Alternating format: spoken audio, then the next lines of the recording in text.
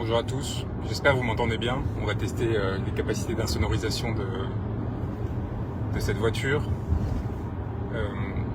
Je pensais que c'était un moment important pour qu'on échange, parce que c'est un moment critique évidemment pour notre pays, mais aussi sur un certain nombre de situations qu'on a à gérer au sein de mon cabinet d'avocat, notamment la situation au Sénégal où la démocratie du pays est en jeu et où l'avenir de tout un peuple est prise en otage par les décisions d'un responsable politique majeur. Alors on va attendre que vous connectiez.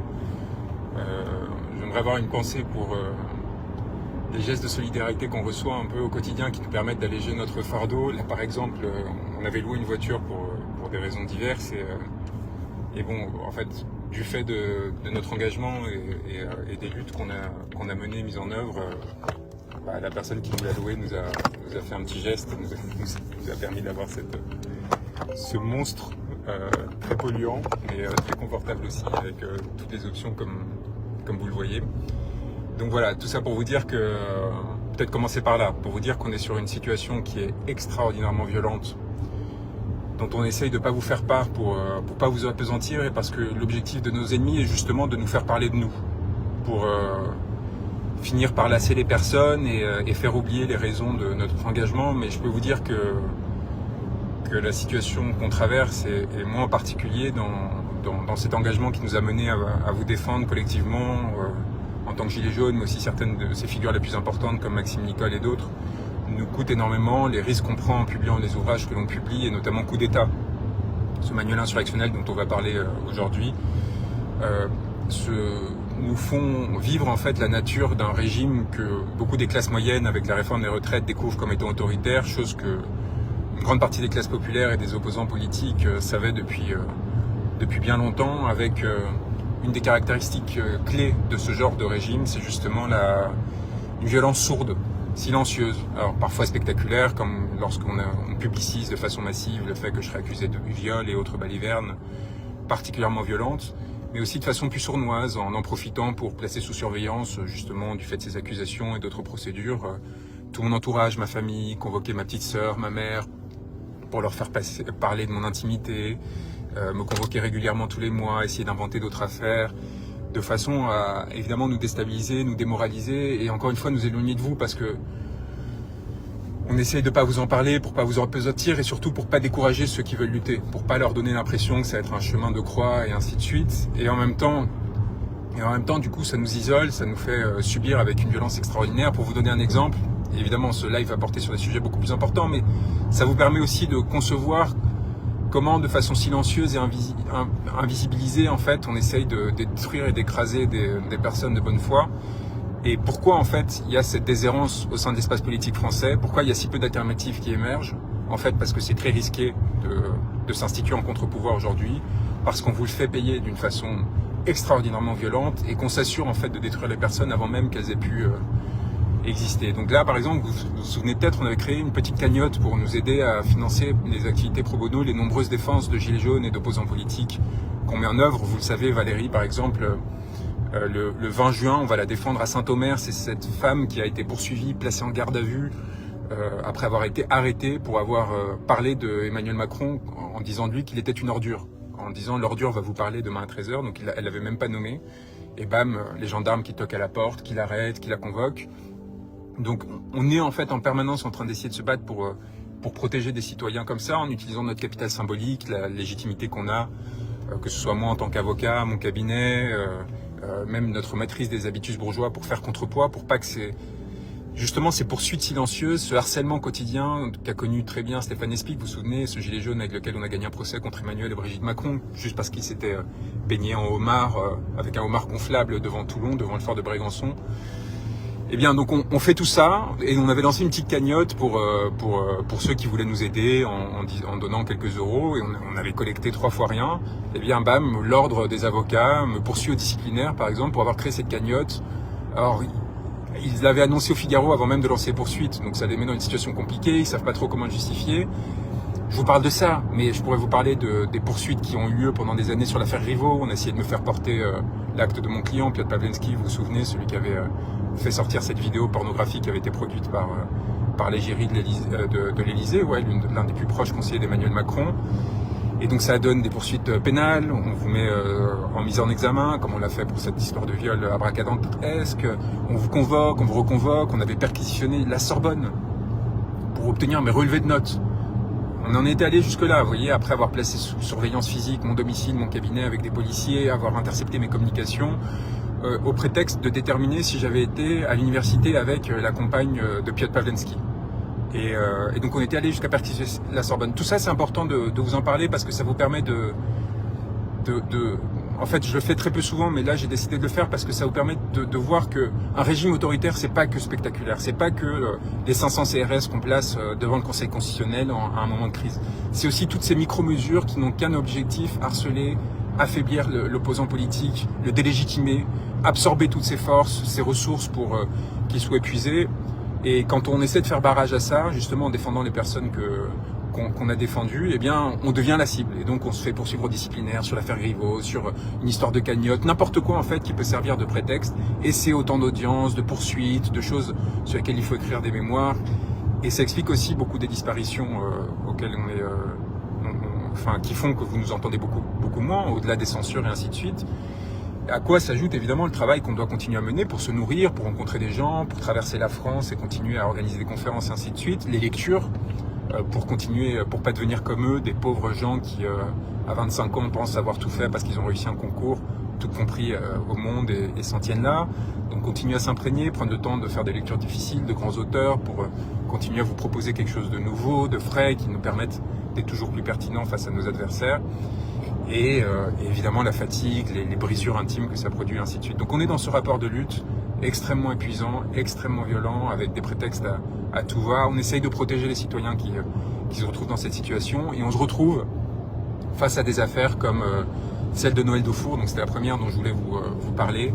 Noël Daufour, que je considère comme un intellectuel, un artiste guadeloupéen de première importance, et qui est soupçonné d'avoir participé aux émeutes de fin 2021, vous savez, contre la politique sanitaire du gouvernement.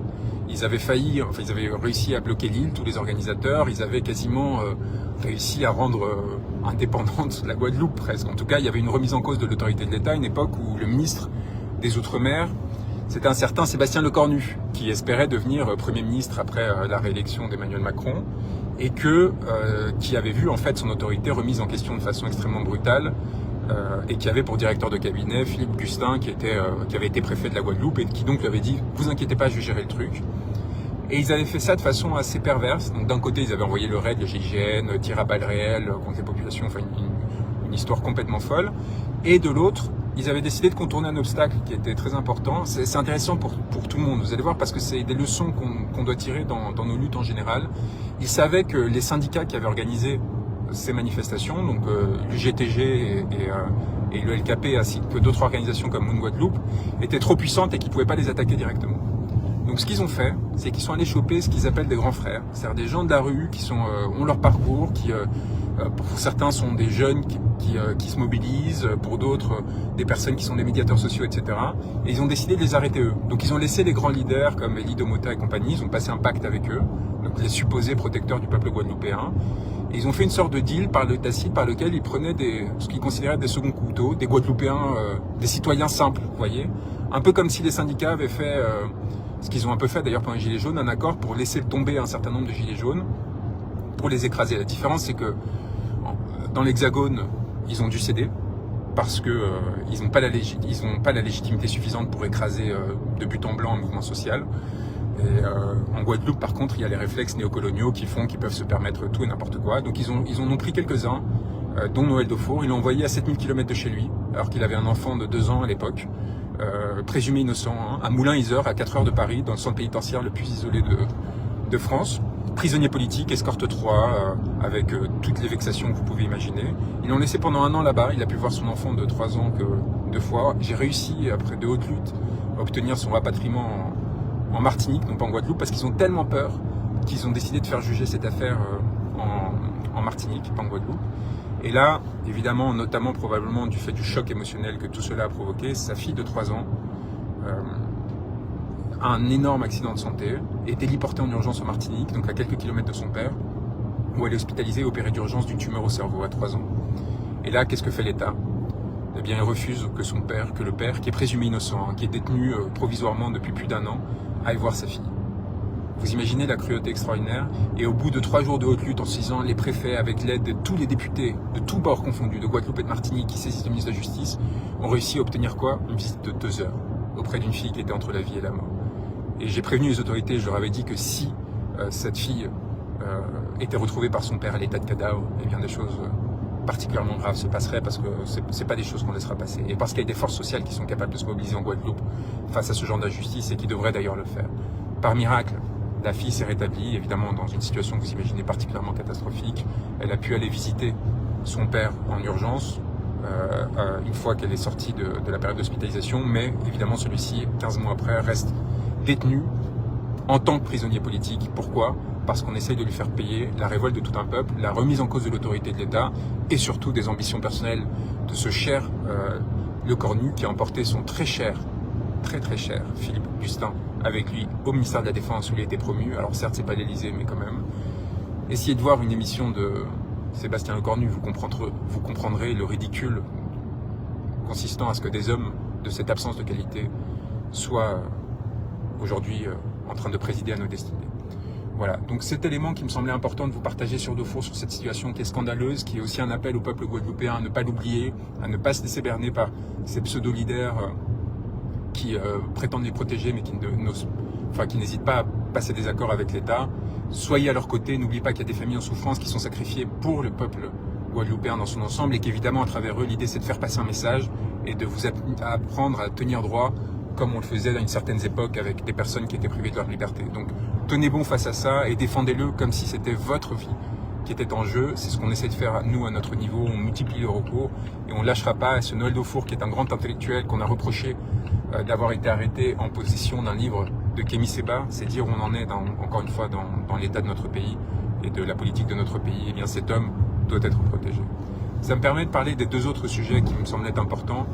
Le premier, qui est assez similaire, c'est celui des Pentagon Leaks. Vous savez, ces fuites massives qui ont été produites par un gamin de 21 ans qui avait accès à des documents top secrets aux États-Unis, qui portent sur des considérations géopolitiques extraordinairement importantes et auxquelles on a eu accès grâce à cet homme, et que aucun média n'accepte de rendre public. Donc tous font des articles sur le sujet. Ils ont été d'ailleurs obsessionnels sur la quête, j'allais dire la traque contre ce lanceur d'alerte. Ils sont allés le chercher jusqu'à l'identifier avant même que le FBI l'arrête. Ils l'ont dénoncé publiquement. Donc c'est devenu ça le journalisme. On parle du New York Times, de Bellingcat, du Washington Post, des principaux médias du monde entier. Et entre-temps, ils refusaient de rendre public ces documents qui avaient circulé sur Telegram et compagnie. Ils refusent de les rendre accessibles pour une raison très simple. Ils considèrent que c'est top secret et que donc c'est illégal et ainsi de suite, alors qu'ils savent très bien que le premier amendement, en tant que journaliste en particulier, les protège.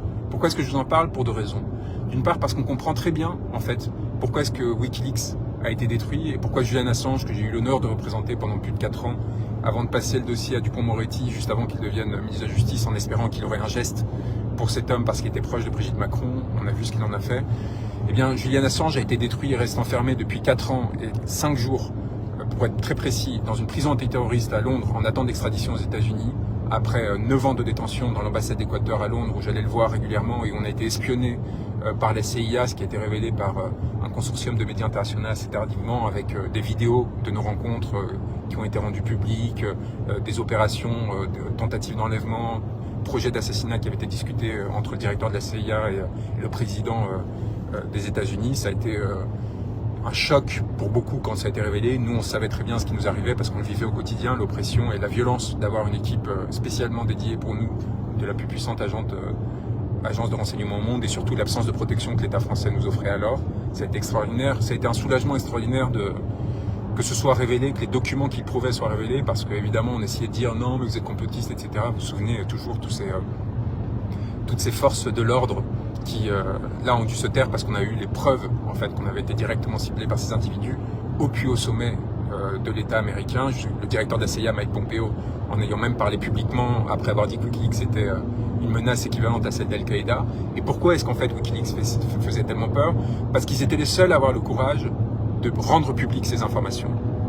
Ils rompaient en fait avec cette forme d'omerta organisée que l'ensemble des médias qui sont en partie, en tout cas en France, financés par grâce à nos impôts et qui sont détenus par les oligarques que l'on sait en France. Aux États-Unis, c'est légèrement différent, mais pas tant que ça. Et les grandes puissances sont aussi à leur chevet, que ce soit Carlos Slim ou d'autres, ou Jeff Bezos pour le Washington Post.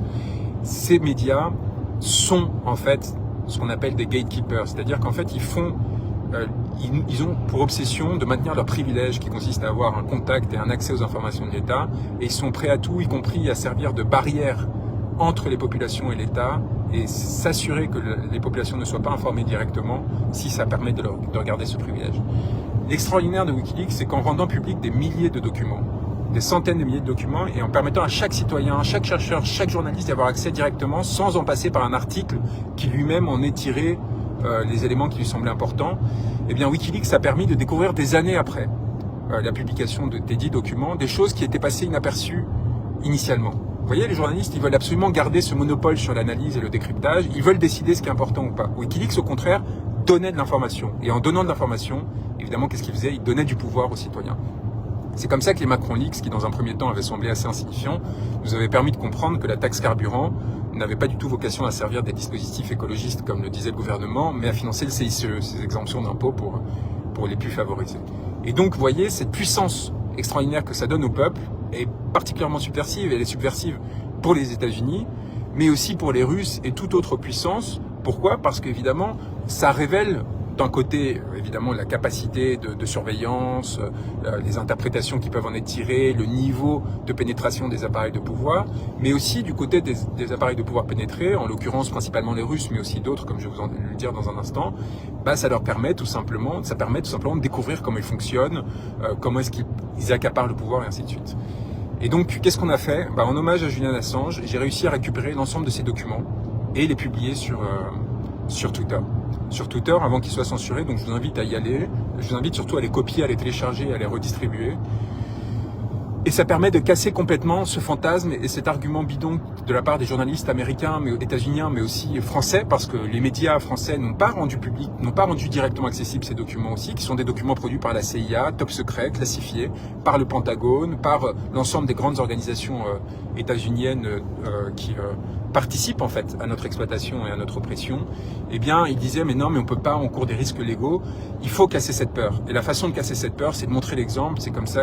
Moi, j'ai été formé politiquement par Julian Assange à ces sujets, et je sais très bien en fait que la meilleure façon de protéger les lanceurs d'alerte et de s'assurer qu'ils ne paieront pas de conséquences, ni eux ni nous, parce qu'on aura révélé la vérité, qu'on se sera contenté de rendre publiques des informations réelles. Eh bien, ça consiste tout simplement à prendre notre courage à deux mains et à le faire à notre tour. Et donc, en le faisant, en fait, et dans l'espoir qu'il ne nous arrive rien en voie de conséquence, eh bien, qu'est-ce qu'on fait? Eh bien, on retire du pouvoir à nos ennemis. En fait, on démontre que les craintes étaient infondées et on donne du courage à tout le monde. Et on normalise quelque chose qui avait l'air d'être exceptionnel. Et oui, on a rendu public des documents qui appartenaient à la CIA, qui sont aujourd'hui encore classifiés secrets. Eh bien oui, et alors on survient, on a survécu. Et si on n'y survit pas, eh bien ça sera bien la preuve qu'il y a quelque chose à changer dans ce système. Et donc dans les deux cas, en fait, une opération qui semble politiquement extraordinairement importante. Et ces documents, c'est pas seulement sur le principe, même si évidemment, vous imaginez, c'est la raison principale qui m'amène à agir de cette façon. C'est évidemment rendre hommage à Julian Assange, prendre son relais et s'assurer qu'évidemment la flamme qu'il a allumée ne sera pas éteinte.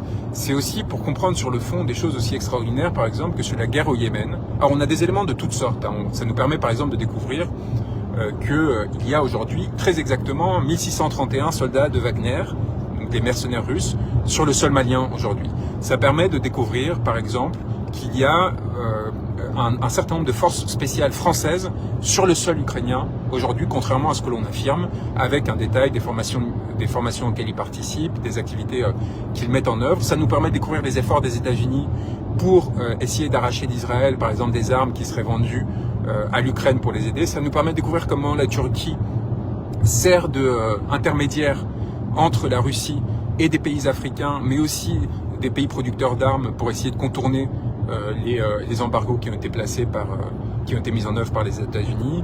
Ça permet de découvrir quelque chose d'extraordinaire. Vous savez, la guerre au Yémen, cette guerre oubliée entre d'un côté l'axe chiite organisé par le Hezbollah, Téhéran et Bachar el-Assad contre l'axe sunnite dirigé principalement par l'Arabie Saoudite et Mohammed bin Salman avec l'appui de MBZ Mohamed bin Zayed, qui est l'émir d'Abu Dhabi, qui essaye, avec l'aide de Dubaï, de prendre le pouvoir sur Yémen pour essayer de construire une forme de Sparte, de perles de port comme ça, qui leur permet de prendre le contrôle sur le détroit de Bab el-Mandeb et donc sur la mer Rouge, qui est quand même le principal axe commercial entre l'Asie et l'Europe, et l'axe le plus fréquenté maritimement parlant.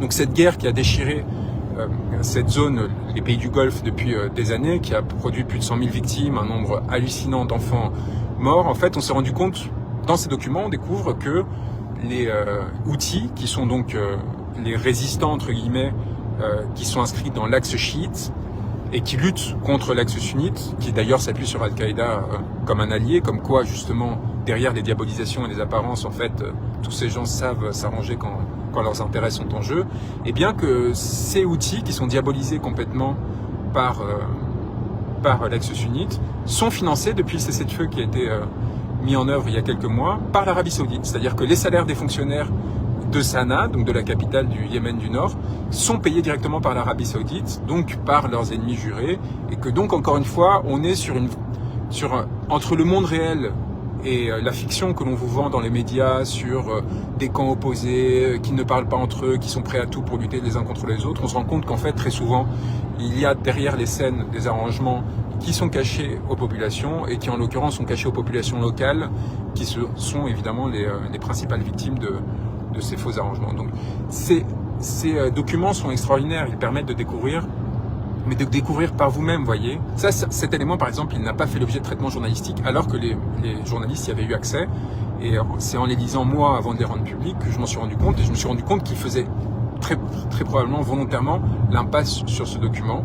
Il y a d'autres éléments qui permettent de découvrir que les États-Unis ont mis sous surveillance le secrétaire général de l'ONU et surveillent chacune de ces communications, mais aussi qui montrent que les États-Unis ont accès à des communications à l'intérieur du ministère de la Défense russe, ce qui leur permet de savoir en avance tous les projets d'offensive qui sont mis en place par les Russes, ou par exemple découvrir les mesures qui ont été prises par les États-Unis avec l'Ukraine pour préparer une contre-offensive au cours du printemps, donc qui devait intervenir, et la question c'est est-ce qu'après la publication de ces éléments elle va encore se maintenir, entre mai et juin, avec tous les éléments qui étaient en place, les livraisons d'armes françaises, anglaises et ainsi de suite, qui avaient pour vocation à participer à tout ça. Donc c'est une bombe, mais c'est une bombe si l'accès est donné aux citoyens, parce que sinon, évidemment, les médias vont en faire un traitement partial, en choisissant chacun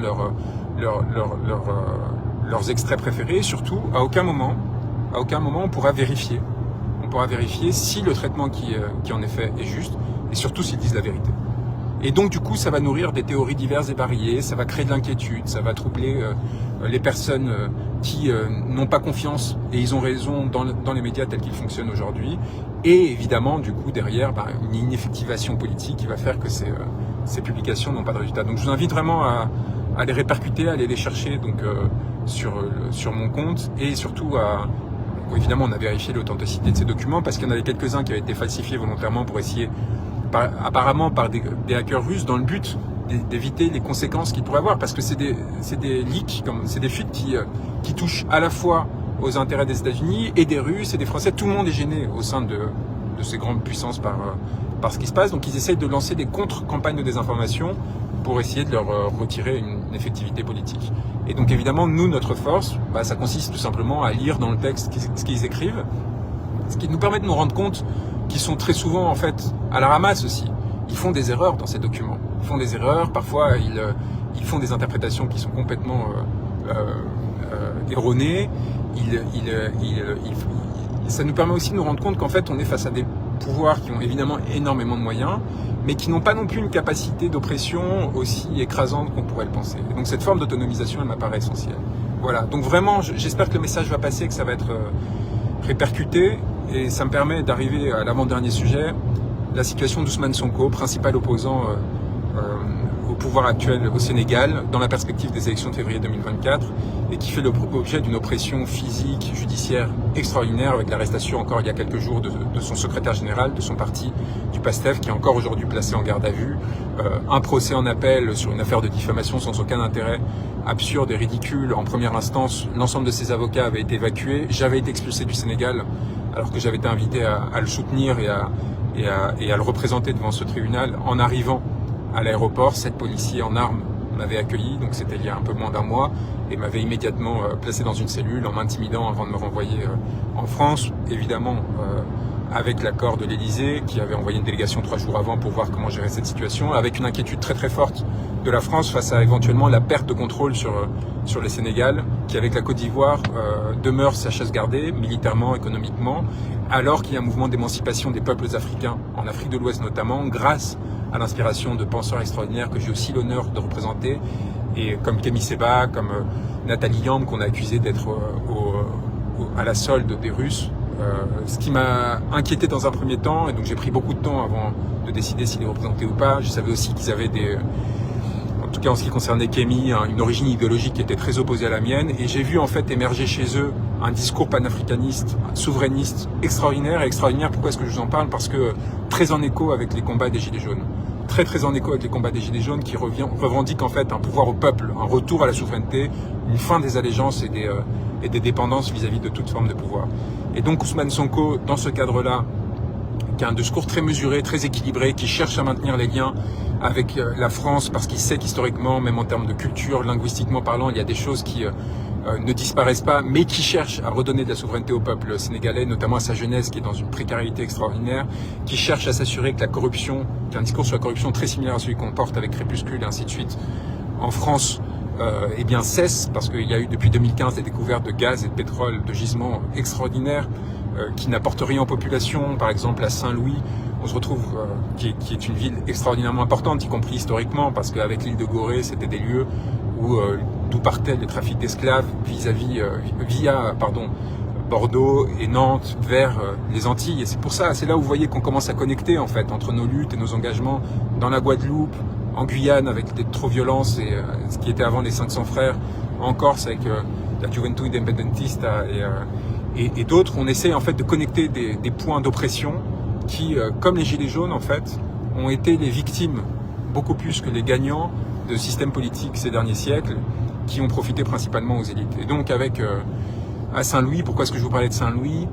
Des concessions gazières extraordinaires qui ont été trouvées et aucune rétribution économique pour les populations locales, avec des femmes qui en sont réduites à la prostitution tellement elles sont précarisées, alors même que c'était une ville extraordinairement riche, parce que c'était une des principales ressources halieutiques de la région, c'est-à-dire qu'il y avait des poissons à ne pas savoir quoi en faire, il y avait de la pêche à ne pas savoir quoi en faire, et cette pêche a été en partie interdite, mais historiquement, depuis des siècles, elle a été interdite à cause de ces explorations gazières.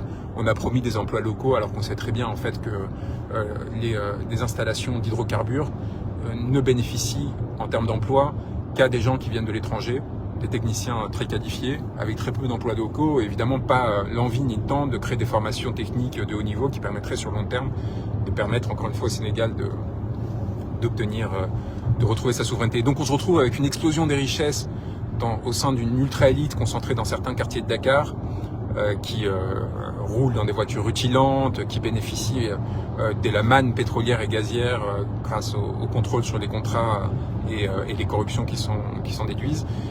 Un pouvoir qui se recroqueville sur cette corruption, sur cette élite qui cherche absolument à accaparer et à garder le contrôle sur ses ressources, l'avidité qui naît, et un opposant politique qu'on essaye d'éliminer judiciairement après avoir éliminé tous les précédents. C'est le cas de M. Sonko, qu'on cherche en fait à rendre inéligible par tous les moyens.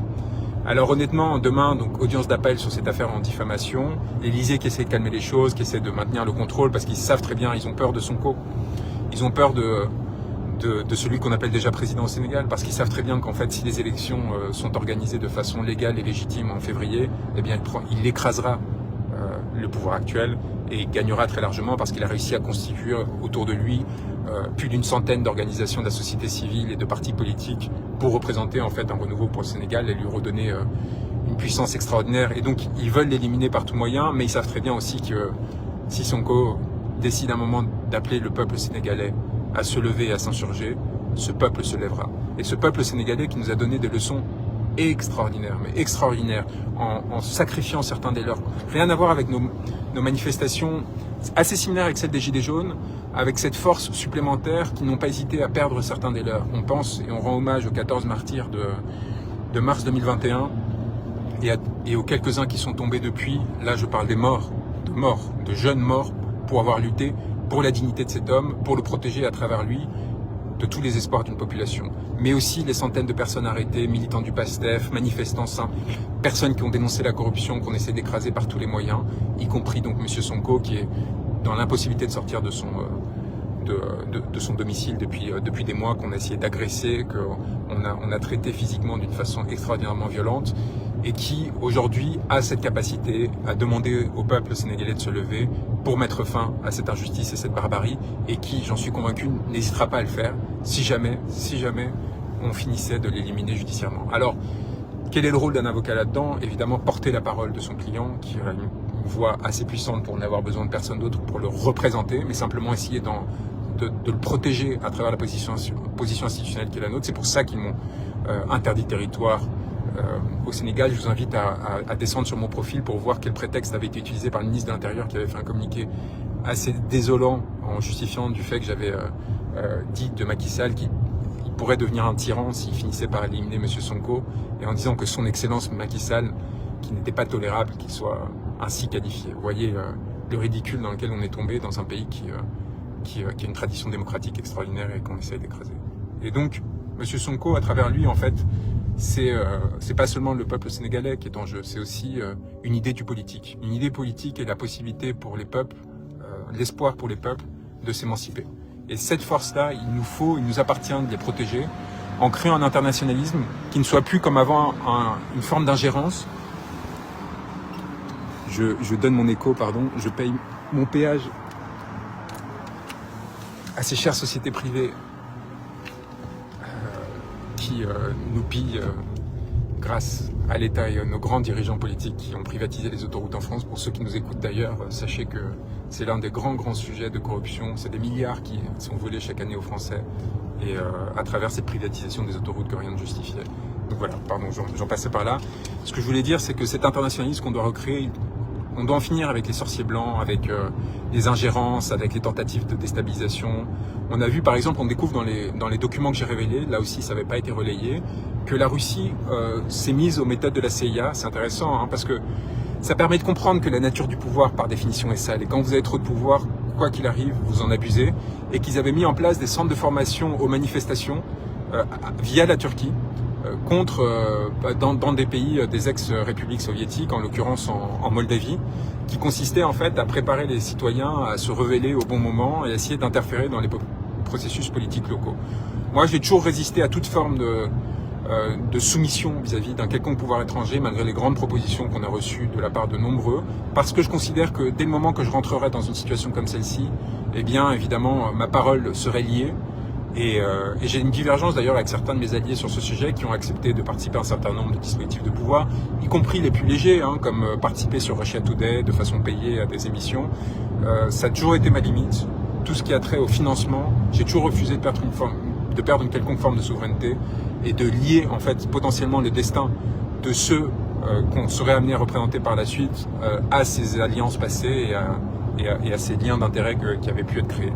Et donc, il faut qu'on résiste à ça, mais il faut par contre qu'on crée en fait des alliances entre les peuples, qu'on réussisse à les indépendantiser et à ne plus passer par des élites, par des jeux, des arrangements, comme quand Marine Le Pen est allée voir Macky Sall par exemple pour récupérer une mallette, paraît-il, c'est les rumeurs après avoir fait la même chose en Russie. Vous voyez, il faut qu'on ait un respect pour les peuples, il faut qu'on ait un respect pour les régimes auxquels on est confronté, il faut qu'on refuse de rentrer dans des jeux d'alliance délirants qui ne font qu'atteindre à nos intérêts comme ça a été le cas dans le conflit russo-ukrainien. Il faut qu'on retrouve notre indépendance. Vous avez vu la visite d'Emmanuel Macron en Chine et le fait que Xi Jinping ait renvoyé von der Leyen, la présidente de la Commission européenne, à travers les dispositifs dans l'aéroport réservés aux passagers normaux. Pour une raison très simple, parce qu'il considérait que cette femme n'aurait jamais dû participer à cette visite d'État qui était organisée en l'honneur de la France, et que ce margoulin d'Emmanuel Macron avait utilisé comme prétexte pour mettre dans ses bagages un passager clandestin, la présidente de la Commission européenne, pour l'amener à pousser les intérêts dont ne sait qui d'ailleurs, parce que cette femme n'est pas élue, ne représente personne et n'a aucune légitimité à parler en notre nom. Et Xi Jinping, en fait, a donné une grande leçon à la France, ou plutôt à un dirigeant français, ou plutôt quelqu'un qui pense diriger le peuple français, parce que je ne suis pas sûr que ça dure longtemps, ça va être notre dernier sujet, en humiliant von der Leyen et en la renvoyant à son rang de fonctionnaire et ayant à passer les contrôles de visa comme n'importe quelle autre personne. Donc, dernier point important, parce qu'on parle, vous voyez comment on tourne autour du sujet, mais pour en revenir au grand sujet qui nous occupe à nous maintenant aujourd'hui en France, celui de la souveraineté française. Ceux qui ont cru que la réforme des retraites pouvait sonner le grand soir ont une compréhension assez faible des mécanismes politiques et quelque part manque de respect à la pensée révolutionnaire.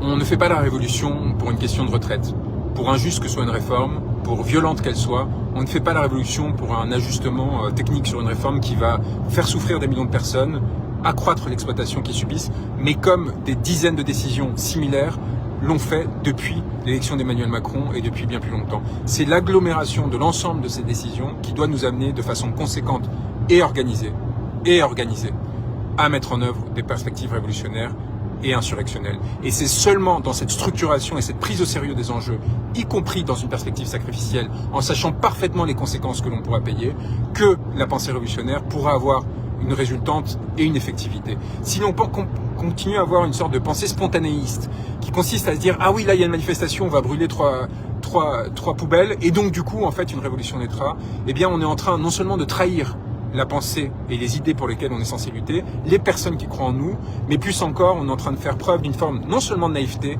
non seulement d'idéal romantique quelque peu dépeuplé, mais aussi quelque chose de plus grave, on fait en fait preuve d'une forme de narcissisme, dans laquelle en fait notre organisation et notre engagement ne servent avant tout qu'une chose, nous montrer comme étant du côté du bien et pas de façon conséquente organiser une dynamique révolutionnaire. Cette dynamique révolutionnaire, j'ai voulu la soutenir, l'appuyer, la nourrir à travers un manuel, un guide insurrectionnel qui s'appelle Coup d'État, qui vient de paraître grâce au courage extraordinaire de mon éditrice Marion Mazoric, que je tiens à saluer, fille d'un très grand historien des révolutions.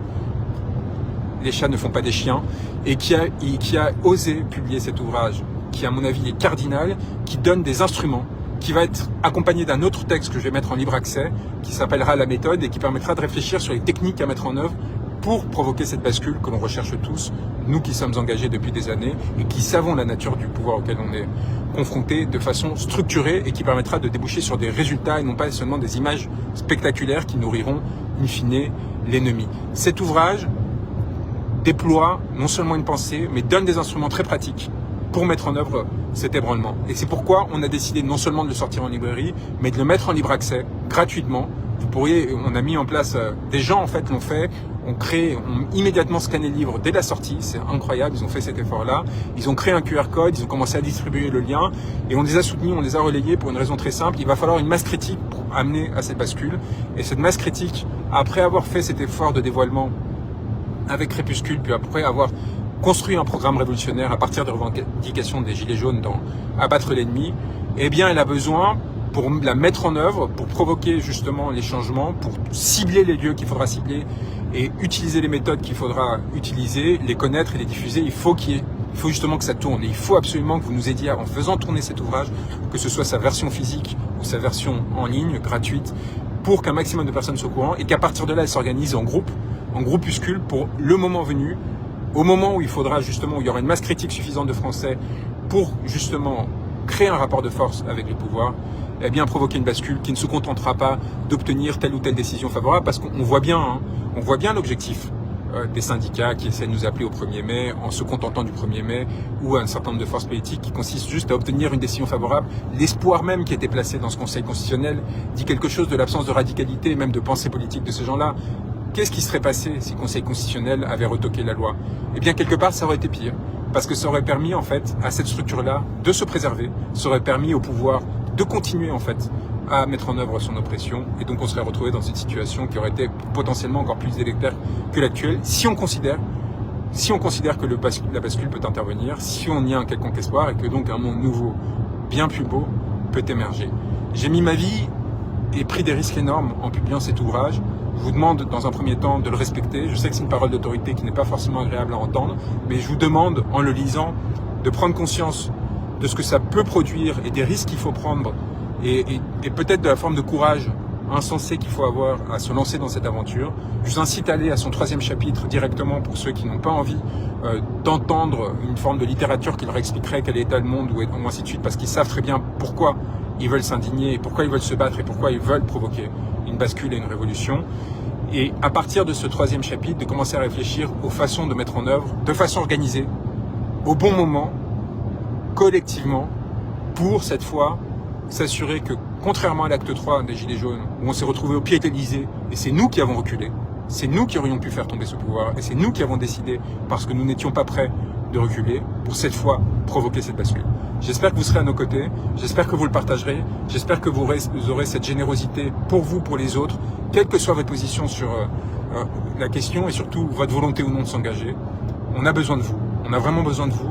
On fait face à un appareil de pouvoir qui est extraordinairement violent, qui est capable de tout, qui est capable de détruire les intimités, la vie sociale, la réputation, les conditions professionnelles, avant d'oser assumer une confrontation politique réelle et mettre en prison les personnes du fait de ce qu'elles pensent. Et on a besoin de cette force collective, on a besoin que vous soyez présents pour nous, comme le peuple sénégalais, encore une fois, l'a été pour Ousmane Sonko, quand il a été ciblé politiquement par l'État, pour le détruire, en essayant de détruire sa réputation, puis sa carrière, puis enfin lui retirer sa liberté. On manque de ça en France. On manque de cet engagement. On est beaucoup sur les réseaux, on est beaucoup à s'indigner, mais il faut qu'on devienne plus conséquent. Il faut qu'on se rende compte que face à ce pouvoir, ce n'est ni via l'élection, ni via des manifestations qui sont organisées de façon à paraître comme des sortes de marches pacifiques que l'on va obtenir quoi que ce soit pour défendre nos intérêts, pour défendre le devenir de nos enfants. Et je vais le dire et le redire, l'enjeu, c'est que nous ne devenions pas des esclaves de la prochaine étape de la mondialisation. L'enjeu, il est existentiel aujourd'hui. Il faut que vous entendiez ce message, il faut que vous le relayiez, il faut que chacun fasse des efforts pour découper les morceaux qui l'intéressent, les partager. Nous sommes à ça, par perte de souveraineté successive, de devenir les esclaves d'un nouveau monde qui sera dominé par des puissances étrangères et qui nous retireront le peu d'assises et de confort que l'on a eu et que l'on a construit à travers de nombreux sacrifices, à travers les âges. Et ceux qui nous menacent de devenir des esclaves, c'est des élites qui profitent du pillage de ce pays et qui savent très bien qu'au moment venu, elles pourront s'exfiltrer grâce à leur fortune, grâce à leur relais à l'international, et elles pourront se protéger des conséquences de cette destruction de notre pays. Il y a un enjeu existentiel pour la France aujourd'hui et il faut que vous engagiez non seulement pour votre condition personnelle et matérielle, mais pour le devenir de tout un peuple, de toute une culture qui est aujourd'hui menacée d'annihilation, et évidemment pour nos enfants et pour ceux qui nous succéderont. Je vous embrasse très fort, j'espère que vous serez nombreux pour nous accompagner, pour nous soutenir, parce que contrairement à d'autres, on ne cède pas à la facilité, on tient un discours qui est raisonnable, qui est fondé sur les faits, on se bat pour continuer à être en contact avec les institutions. J'ai réussi à arracher une victoire contre le Conseil constitutionnel en faisant annuler une élection il y a 2 mois, en plaidant notamment l'abstention trop élevée. Donc on continue. J'ai plaidé devant Fabius et Juppé. On continue en fait à se mettre en première ligne, à la fois dans les manifestations, y compris aux côtés de ceux qui sont le plus exposés, et on m'y a vu et on le sait, mais aussi dans les institutions pour pouvoir continuer à vous rapporter et à vous donner des éléments de compréhension qui vous permettent, sans fantasme, de façon très objective et vérifiée, de vous appuyer sur nous en tant que sentinelles pour pouvoir construire votre pensée politique et éventuellement votre émancipation. Mais on a besoin en retour que vous aussi vous deveniez nos sentinelles, que vous aussi surveillez ceux qui nous surveillent et que vous nous protégiez lorsque l'on en aura besoin. Je vous embrasse très fort, je pense à vous et je suis très optimiste pour les mois qui viendront, avec ou sans nous, quel que soit mon devenir personnel, je sais que vous aurez. Seule la lutte libère, comme nos compagnons sénégalais le savent. Pensez.